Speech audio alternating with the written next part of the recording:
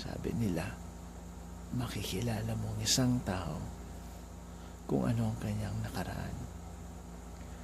At hayaan niyong buksan ko ang aking nakaraan upang makilala ninyo ako sa kinabukasan. This is Benjamin Mignano.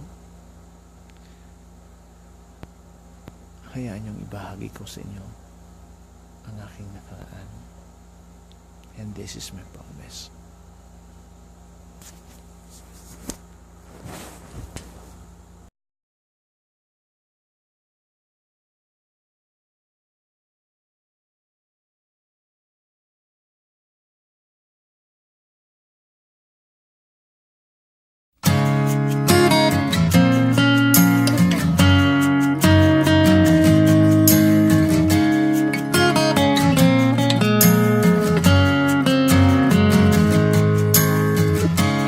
Here we are in the best years of our lives, with no way of knowing when the wheel stops spinning, 'cause we don't know where we're going. And here we are on the best day of our lives, and it's a go, let's make it last. So cheers you all to that, 'cause this moment's never coming back. I used to know her brother, but I never knew I loved her till the day she laid her eyes on me. Now I'm jumping up and down, she's the only one around, and she means every little thing to me. I've got your picture in my wallet and your phone number to call it, and I miss you more whenever I think about you. I've got your mixtape in my Walkman. Been so long since we've been talking, and in a few more days we'll both hook up forever and ever. And here I am on the west coast of America.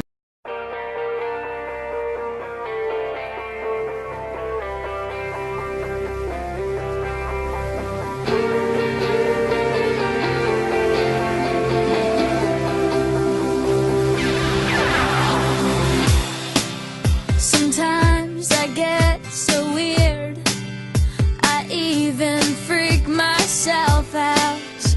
I laugh myself to sleep, it's my lullaby.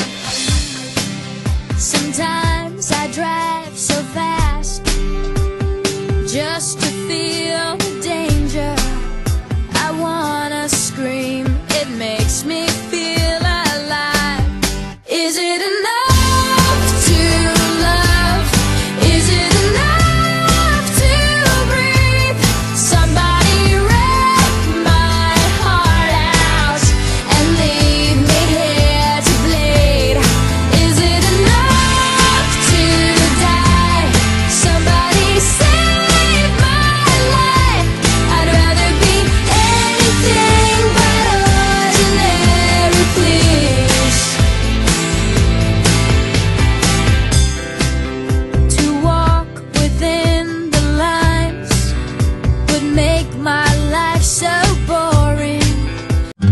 Take time to realize that your warmth is crashing down on it. Take time to realize that I'm on your side. Didn't I tell you? but I can't spell it out for you. You know it's never gonna be that simple. No, I can't spell it out for you.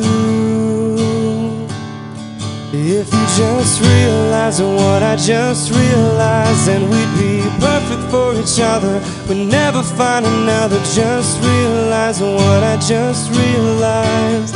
We'd never have to wonder if we missed out on each other now.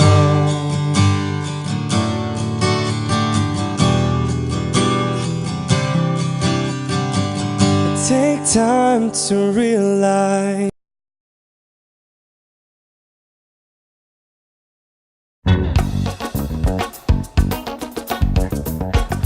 My name is Ansel Marcelo, and I love to travel and be acquainted with a native culture, tradition, and beliefs. I'm curious about how it really all started and how we came up to this moment. I really wanted to know how us people adapt to the continuous change of life brings. Wanted to share my knowledge in my own little ways and help those who really need most. All I can do is to do the best that I can be. Live your life to the fullest, do the right thing. Be mindful to others. Make a decision not only for your own sake, but also for the benefit of everyone. I would like to sincerely thank all my fellow classmates for your presence, guidance, and support. It was one of the best opportunities studying with you all. I'm surely going to miss the classroom fun we used to have. I had the best days with you. You were all a great friend and helping classmate to me throughout the year. To Prof. Gail, thank you for all the time you spent with us during our school hours. I love the way you made us study and also appreciate the knowledge you shared with us. I will miss your presence and your mind-blowing reflections during class. You were like a friend and guide. I wish you a wonderful career ahead and also that you'll be loved by the student from the future class in the same respect that we love you. Thank you and God bless.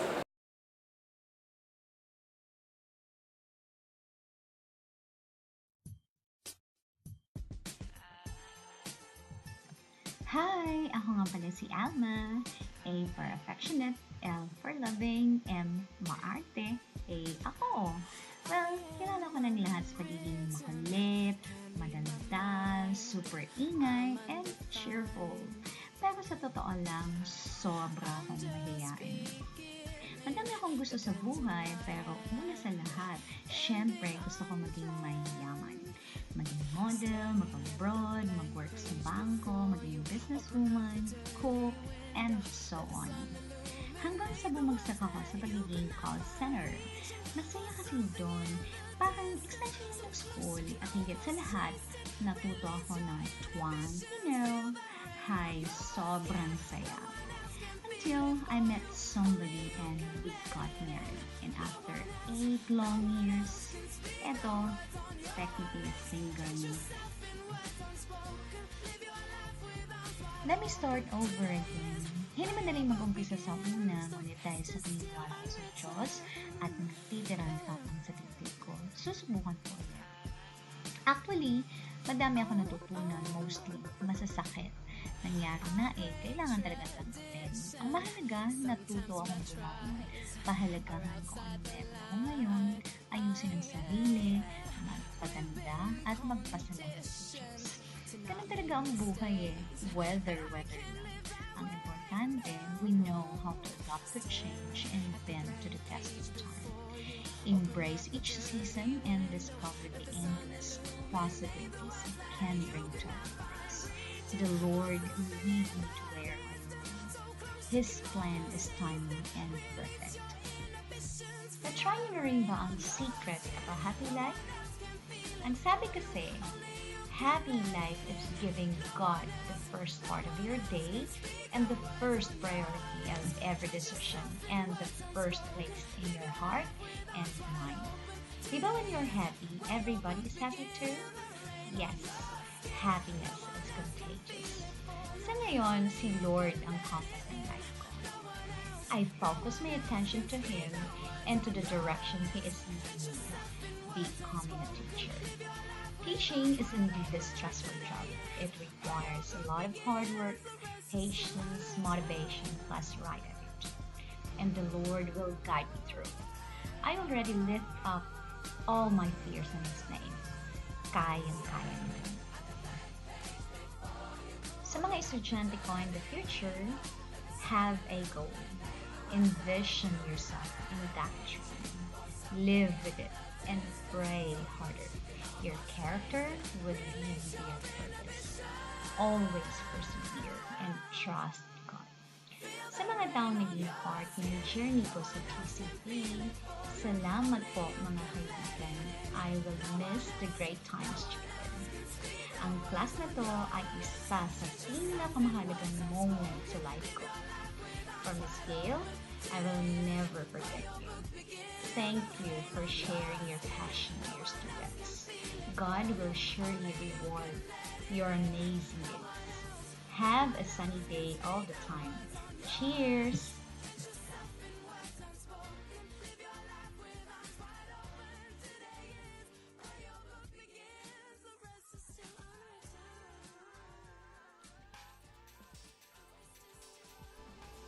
My journey to happiness.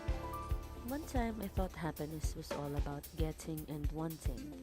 I thought it was in the future when I had this or that. Dependence on so many things. But a disappointment time after time when it lasted just for a fleeting moment and then evaporated again. Happiness was so dependent on others out there somewhere. Always so elusive. Now I see it differently. The clouds in the sky, a beautiful flower, flavors, scents, textures and sounds. The smile on the face and the joy in someone's eyes when I say hello. Eating with a friend, sharing each other's stories, sharing a meal. The joys of nature and the wind in my face. The love and support that I receive from friends and family. The love that I love to give. True happiness is to feel the essence of it. Rest your attention deep in your heart. Unleash the power of a deep sense of knowing. Enshrines in every part. Humility in every moment. A sense of wonder and awe. Perspective and modesty side by side. Peace and beauty that shine from your core.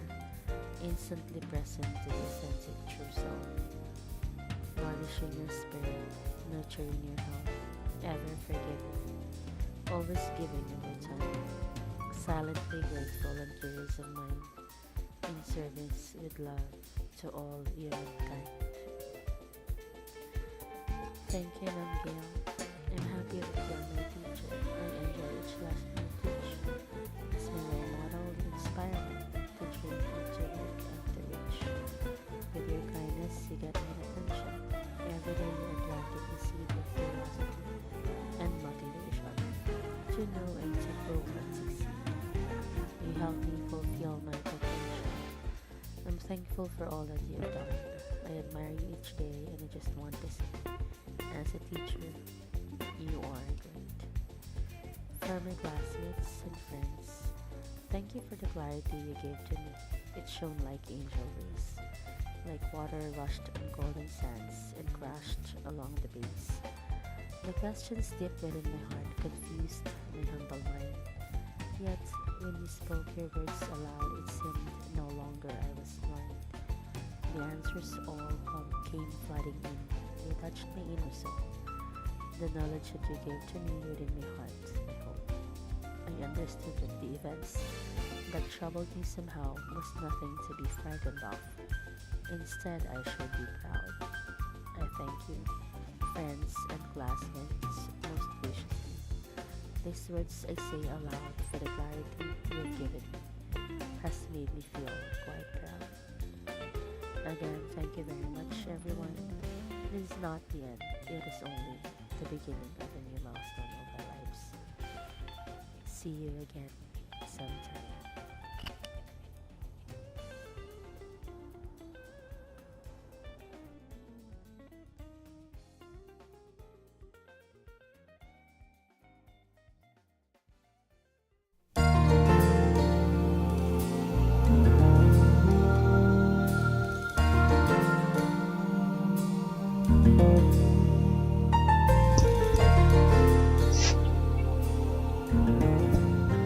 Musmos na kaisipan, ngunit sa lahat sa kalaman. Ito ako pinanganak na ang pangalan ay Lashmi. Siya ang aking tatay. Namatay siya nung ako nasa ika-2 taong gulang na. At ito ang aming tindahan noon na tinaguyod at ako ang tagabantay. Pinasok nila ako sa isang Chinese school nung malit pa ako. Sabi kasi ni mama, nahirapan ako magsalita. At ang mama ko lang, nag-iisa kong Darna. Ito ako nung birthday ko. Hanggang sa lumaki, pumasok ng elementarya, nagbabantay sa tindahan, sumasali sa Girl Scout, pag-uwi galing sa bahay, nag-aaral. At kapag may okasyon, chill na chill lang. Enjoy na enjoy, sumasayaw at kumakanta rin ako. Ito ako noon kasama ang mga pinsan ko. Sabi ko nga ang nanay ko ang lagi nagtuturo sa akin kung ano nga bang tama at mali. Hanggang sa ako'y mag-first communion, sumali sa mga contest, sumali sa sayawan, at nang natapos ako sa aking pag-aaral sa elementarya, pumasok ako ng high school at doon ko nakilala talaga kung sino ako. Ito yung mga naging kaibigan ko nung nasa high school ako. Sila ang mga lagi kong kasama. At ito na ang aking college life, nagdu-duty na sa malalayong lugar. Ito yung nasa Pampanga kami at tumakas kami ng aking asawa. Pumunta kami ng Subic. Ayan. At ito kami mga trip, magsiswimming kami, bakit kami sa bundok. At siyang inspirasyon ko sa aking pag-aaral. Up until such time, magpakasal na kami. At makikita nyo naman sa picture, tinatago pa niya. Ito yung isa sa pinakamasayang araw namin. Nung kinasal kami. Walang pasisid na lang sa kasayahan.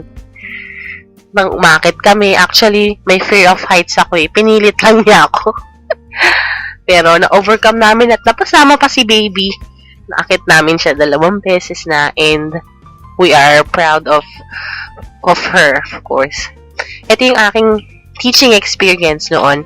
Tuturo ko sa isang Montessori school, preschool, and ngayon ako ay isang online English teacher. Ayan, ang mga kalokohan namin sa office. Ayan, kasama ko ang mga ka-office mate ko.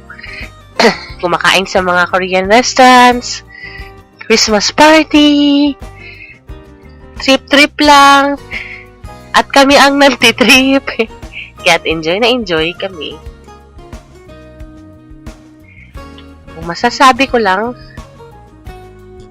ay napakasaya na makilala ko ang lahat. Sila Prof. Kale,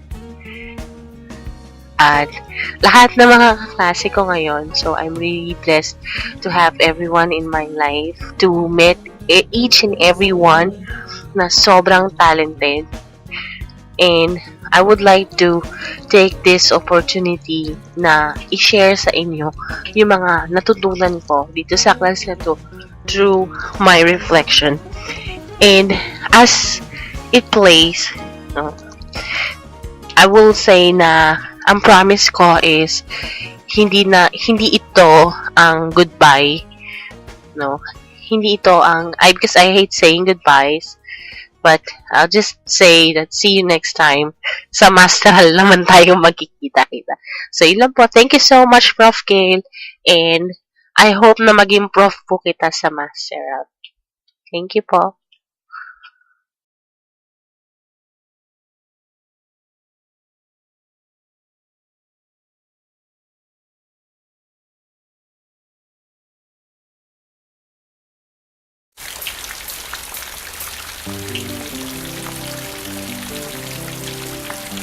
Sa hiwaga ng panahon, namulat ang musmos na isipan, dahan-daang ibalik ang nakalalisan sa simoy ng hanging hatid ng labis na kagalakan.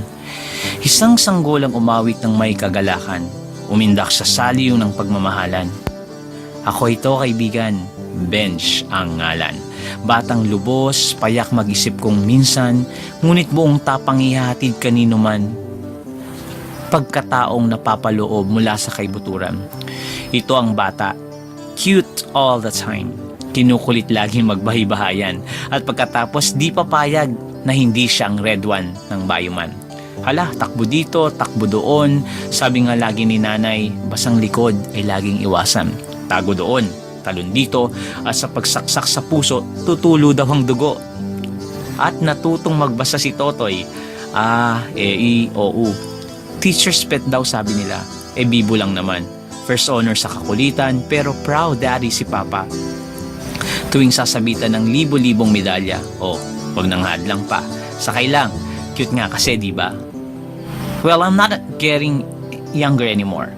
I'm experiencing a big change overall. Big word, change. I'm not sure if I'm ready to take that spot. Pimple spot dahil kay crush. My first crush is my first love. Umibig si Mr. Cute Guy. Nagmahal all the way for life. Na LSS sa mga love songs. At na broken hearted. At na move on for the meantime. Here comes the college days. From Mr. Cute Guy, here comes the Mr. Serious Guy. Yes, indeed, I started hard to prove what it takes to be fully Christian, fully human, and truly Filipino. That in all things, God may be glorified. Kasi I am proud, Bedan, thanks to San Beda for making my dreams come true. And now I'm ready to take that spot, a spotlight on making change and accepting to be changed positively. Now, this is how I see my life. Let's talk about it. What I know, others know. I am very optimistic kasi I want to see the sun all the time. I hate chocolate, but I'm a sweet person, take note. Seryoso pero ibang dating. I mean, bigatin sa pagpapatawa because of my sense of humor. Smart. Smart ba? Or just simply a cool guy and gentleman? Wait, syempre, humble. May blind spot? Sabi nila, intelligent daw. Thanks, I will take that as a compliment. Full of wisdom. Talkative pwede. Perfectionist daw. I'm sorry for that. Kakaiba daw kasi handsome. Sa nagsulat nito, thank you libre kita. Basta pakilala ka mamaya. Then, what I know others don't. I'm really a shy person. I love watching movies. Drama movies specifically. Lazy, love to procrastinate. Eto nga, kanina ko lang tinapos. Bad. Then known, I just want to be a good songwriter. Pwede naman. Pianist or guitarist. Wala kasi time. Tinatamad lang talaga ako. Director, why not? Well, this is me. Ako si ako, at si ako lang at ako. Dahil si ako lang ang magbibigay kulay sa mundo. At sa kabila ng pagbuhos ng ulan, unti-unting nagkakakulay ang mundo. Kalintanan ng bawat patak ng ulan ang pag-agos ng buhay. Minsan sa bawat lampi ng hangin ay siya ring nagpupumiglas ng sinakbo ng damdamin. At sa pag-aagaw ng dilim sa liwanag, nananatiling tumitibok sa puso't isipan ang hangarin. Sa bawat ilamsik ng tubig ng ulan, sa aking naglulumong katawan, paninindigan ko ay lumalalim. Sa pagtanghod sa tulalang pader, isang panunumpa ang naisang bigkasin.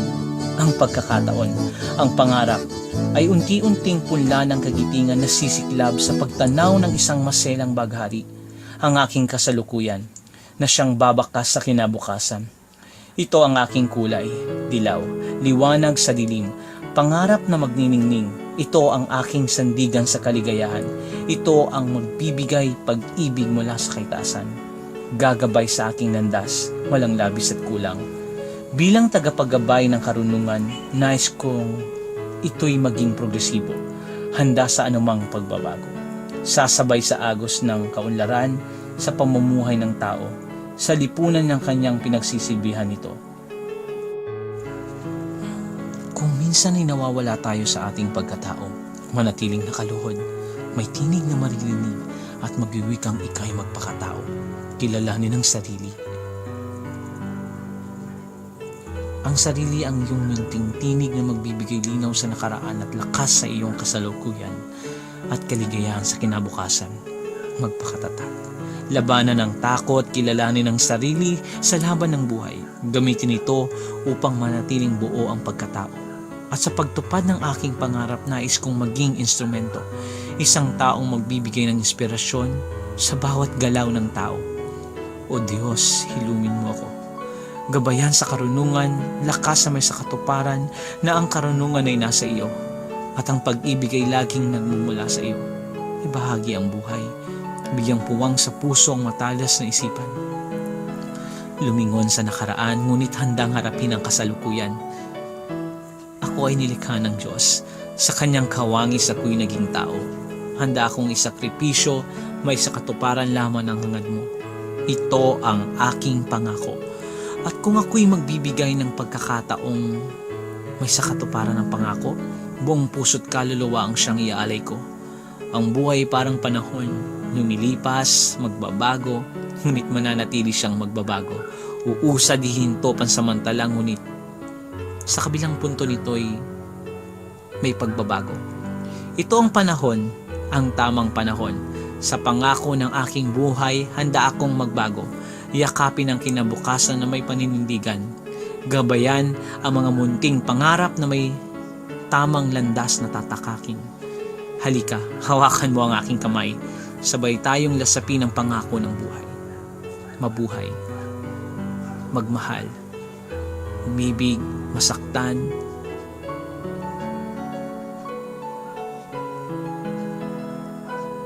Sa kabila nito, mamumuhay ka magpakailanman. Sa pagmamahal ng Diyos, sa tao sa paligid mo. Dahil ikaw, sa sarili mo, huhugot ng lakas, ng talino, ng pag-ibig,